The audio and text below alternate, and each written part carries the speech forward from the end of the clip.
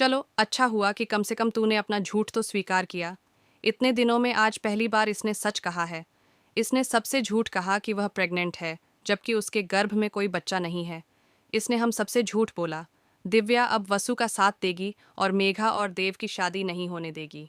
वसुधा का बड़ा खुलासा होने वाला है और आने वाला ट्विस्ट कहानी में जबरदस्त धमाका लाने वाला है।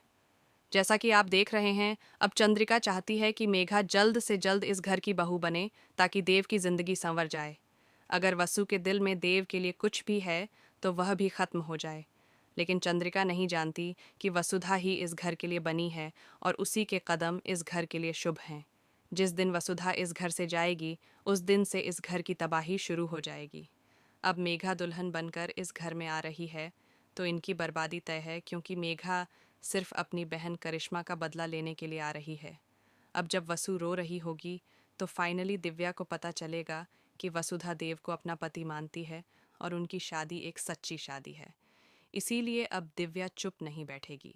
जी हाँ, दिव्या कसम खाएगी कि वह मेघा को एक्सपोज करेगी। दरअसल दिव्या को मेघा के फ़ोन में करिश्मा का नंबर दिखेगा और यह देखकर दिव्या के होश उड़ जाएंगे।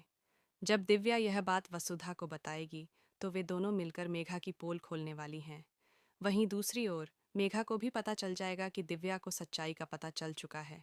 इसलिए अब दिव्या पर अटैक भी हो सकता है, लेकिन दिव्या इतनी आसानी से हार मानने वाली नहीं है।